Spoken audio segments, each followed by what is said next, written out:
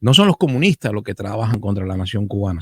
Es el partido, es la estructura jerárquica, corrupta, burocratizada del partido el que le está haciendo daño al Estado-Nación. Nunca he propuesto aquí nada ilegal contra el orden en Cuba, el orden estatal, incluso contra el gobierno de Cuba. Mi disputa es ideológica. Tengo una disputa ideológica. Incluso cuando yo fui arrestado en el 86 por actos contra la seguridad del Estado, jamás abiertamente la Fiscalía de Cuba pudo acusarme. Solo el Ministerio del Interior fue el que trabajó, nos castigó, nos puso a trabajos forzados, nos deportó de nuestras propias ciudades, nos apartaron de nuestra familia. Todo el castigo que nos hicieron no fue legal, fue simplemente un castigo político. Yo me voy de Cuba con mi pequeña familia maltratada, porque fui víctima de un castigo del Ministerio del Interior. Yo fui castigado por la inteligencia del régimen, no por la Fiscalía del régimen, que no pudo encontrar evidencia suficiente para condenarme penalmente. Fui castigado, pero todo con cautelares y medidas coercitivas para atemorizarme, maltratos a mi esposa, a mi hija Yadira cuando nació. O sea, todo fue un trabajo político, pero no fue un trabajo legal. Yo, en cambio, siempre he respetado las leyes, porque yo creo que en Cuba el cambio que necesita el pueblo hacia un orden mejor, más justo, incluso quizás más socialista, eso lo decide el pueblo de Cuba soberanamente. El cambio se va a producir dentro de la ley, no en contra de la ley. Nosotros no tenemos ningún problema en trabajar codo con codo con la legislación en Cuba para que el pueblo pueda emanciparse y pueda participar en la política. Finalmente, algún día sucederá la apertura y el pueblo cubano, en el cual no confían las élites que destruyen el Estado-Nación, pues tendrá la oportunidad de ese pueblo, repito, de participar en la política. Los cubanos no tenemos por qué ser enemigos unos de otros. Eso no es imprescindible para el desarrollo de una sociedad. Se dice en el marxismo que es importante la lucha porque genera desarrollo, pero ya sabemos que, por cierto, en Cuba lo que ha sucedido es la no lucha. Una vez que los comunistas usurparon al 26 de julio, pues hicieron un trabajo para debilitar esa lucha, para que no existiera oposición, para que la oposición se marchara a Miami con todo su dinero también, porque obviamente la oposición fundamentalmente fue desposeída de sus bienes. Nadie niega que en un principio el rechazo a la revolución cubana pues se produce por parte de personas que habían sido afectadas materialmente, las clases medias, las clases medias altas, la alta burguesía ni hablar, los estamentos vinculados al ejército ya contaminado con el golpe de Batista. Toda esa gente se fue a Miami, pero cada vez más pues, los que se iban a Miami eran menos ricos, hasta que llegó un momento en que los que se van a Miami, los que se van al exilio, quiero decir, porque puede ser España, Inglaterra, cualquier lugar,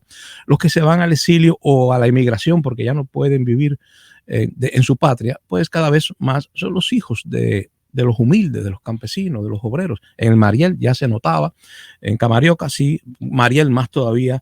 Hoy en el 94 los balseros, pues más elementos populares se estaban yendo de Cuba, y hoy pues ya ustedes saben que los hijos de incluso de militantes del Partido Comunista viven en Miami. Los hijos de los funcionarios viven en Miami, sobre todo los hijos de los funcionarios corruptos, que son lo que han destruido al Partido Comunista.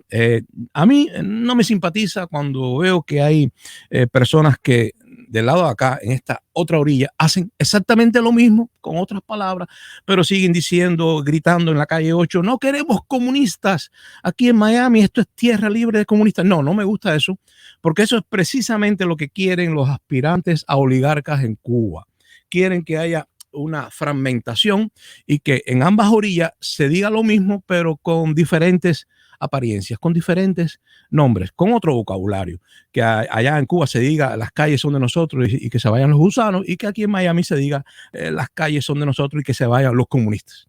Eso es exactamente lo mismo, son las dos caras de una misma moneda, y no nos va a permitir llegar a la democracia que tanto necesita ya nuestro pueblo necesita un cambio. Ahora, ese cambio Va a venir no porque ingresen en Cuba tropas extranjeras, ni porque se violen las leyes actuales en Cuba, ni porque una revuelta popular inicie como una chispa, una gran fogata llamada guerra civil. No, ese no es el camino. De hecho, eso retrasaría mucho las cosas. Sí, se sabe que después de una guerra civil viene el entendimiento, pero ¿por qué pagar un precio en sangre y sufrimiento cuando nosotros queremos en su totalidad a ese pueblo, incluidos los militantes del Partido Comunista, que cada vez más, gracias a lo que está haciendo Grupo Caimán, entregan su carné del partido para desligarse, no del Partido Comunista, porque hay mucha gente que genuinamente tiene una militancia en el partido y son participantes desde la base de un espíritu muy honesto. Hay gente muy decente en la base del Partido Comunista de Cuba. De hecho, intencionalmente el Partido Comunista de Cuba, desde la cúspide, desde la casta superior y de forma jerárquica, inteligentemente captó, sedujo e incorporó al partido a mucha gente que no era precisamente muy avanzada en el marxismo ni en los fundamentos del materialismo histórico. No, no, eran gente de pueblo, gente decente, gente patriota, gente honesta que les sirvió como rostro que embellece a una institución, les sirvió para dominar a la sociedad entera. El Partido Comunista de Cuba puede existir, por supuesto, y debería existir, esa es mi idea, debería existir el Partido Comunista de Cuba para siempre en nuestra república, pero lo que está ahora no es un partido comunista, es una mafia organizada desde arriba hacia abajo, apoyándose en el rostro noble de los militantes de base. Los militantes de base deben, como están haciendo muchos ya, entregar su carné del partido, entregarlo para desligarse de los que quieren llevar a Cuba hacia un capitalismo sin derechos, un capitalismo sin sindicatos, una corrupción como ocurrió en todos los países donde este partido se corrompió. Los sistemas se corrompen y una revolución es ante todo un llamado a la restauración de lo que era puro antes y que ya se corrompió. Así fue en todas partes. Hoy no son revolucionarios los que justifican la corrupción del poder en Cuba. No son revolucionarios. El único camino para que se detenga esta corrupción del Partido Comunista de Cuba sería que los miembros más decentes de la base retiren su membresía, que cojan el carné y lo entreguen, se retiren ellos y entreguen el carné, que se produzca un divorcio entre el militante honesto y ese carné que ya no representa ni siquiera al Partido Comunista de Cuba, que ha sido destruido. Yo no soy comunista, para nada. Yo nunca he sido comunista. No creo en esa ideología idealista, no tanto como la nazi, pero derivada de la filosofía alemana, de Hegel. Ustedes saben que Hegel tenía la idea de que una tesis ofrecía la oportunidad a una antítesis y esas luchas, esa tensión entre tesis y antítesis producía pues finalmente una síntesis, que es una respuesta al problema dialéctico de dos elementos. Un ejemplo, alguien viene y dice los teléfonos celulares son buenos porque crean comunicación, permiten que se comparta la información. Los teléfonos celulares son útiles para modernizar nuestras relaciones sociales. Y viene otra persona, esta es la tesis, la del teléfono celular, viene otra persona y dice, no, pero los teléfonos celulares profundizan el aislamiento de los seres humanos, la gente se comunica menos, la familia se desintegra y se puntualiza más la individualidad del sujeto, queda como desvinculado de la colectividad. Y entonces, entre esa tesis que habla bien de los teléfonos y la antítesis que habla mal, se produce una síntesis y se llega a un acuerdo. Supuestamente, ese acuerdo será una forma superior, una situación superior, más avanzada, de la resolución del conflicto que produjo la tensión entre tesis y antítesis. Basado en eso, que es un total idealismo, porque en definitiva a veces se produce la tensión entre una tesis y una antítesis y el resultado es pues los campos de concentración. O sea, a veces el resultado de un conflicto no produce una mejor sociedad, sino termina degenerando en una situación malvada, mala, abominable. Pero ese idealismo de pensar siempre que una lucha produce un resultado final fue adoptado por el marxismo Y Carlos Marx, después de todo, era un alemán que fue influido por el idealismo alemán. Ese mismo idealismo que produjo en Alemania la revolución nazi, produjo en las tierras más feudales en Rusia y hasta en China, pues un socialismo no nacionalista, no racista, pero que también estaba pues contaminado con ese idealismo. Y por eso que en el terreno de lo operativo no da buenos resultados. Los frutos son pésimos. Y ahí está la situación económica de Cuba destruida. Esa es mi tesis. Mi tesis es que cuando Carlos Marx coge pues la dialéctica esa de Hegel, de la lucha entre tesis y antítesis, Carlos Marx le pone, la presenta como lucha entre los trabajadores sin medios de producción y la burguesía. O sea, el conflicto, la lucha de clases, produciría pues una sociedad superior. Eso no pasó, porque en la supuesta dictadura del proletariado, que es la parte esa de la transición, que los obreros toman la fábrica y después finalmente nos conducen a todos hacia una sociedad perfecta, idealizada, como si fuera una comuna familiar, una comunidad primitiva, se sueña con el paraíso perdido y esas cosas, pues en esa situación de dictadura, lo primero que sucede es el atraso del país. ¿Por qué se atrasa el país? Y ya termino, no voy a agobiarlo con mi propia tesis y visión de estas cosas, que no estoy diciendo que yo tenga la verdad absoluta. Pues en esta resolución de conflicto entre burguesía y proletariado se establece la dictadura del partido que inmoviliza al país y finalmente lo corrompe. Lo inmoviliza porque, a pesar de que ellos dicen que la lucha de contrarios genera desarrollo, pues ellos eliminan a la oposición, eliminando la posibilidad de que siga sucediendo el debate o la discusión de dos elementos para que se produzca un tercer resultado.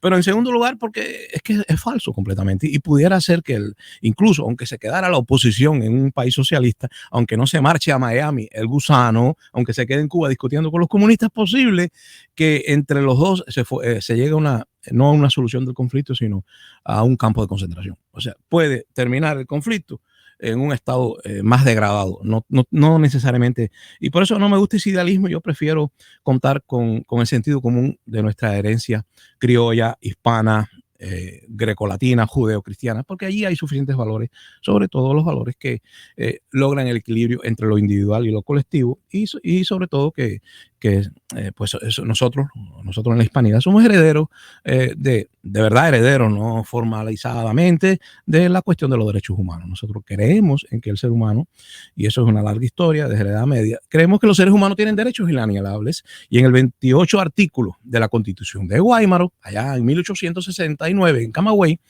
pues se proclamaron esos derechos como inalienables. El artículo 28 dice que el Congreso de esa república en armas, aún en un estado de emergencia y de guerra, no puede ir contra los derechos naturales del pueblo antes de que sean escritos en una ley, pues esos derechos son inalienables. Por eso yo sigo proclamando que la Constitución de Guaymaro es el verdadero punto de partida del culto a la dignidad plena del hombre, como decía José Martí. Ahora, lo que pasa con los comunistas, yo creo que ellos tienen algunos puntos que son verdaderos contra la desigualdad, la explotación del capital sobre el obrero que está en desventaja por su número exagerado de mano de obra barata que se presenta ante un capitalista. Todos esos son puntos que no son malos y que incluso influyeron en nuestra Constitución de 1940.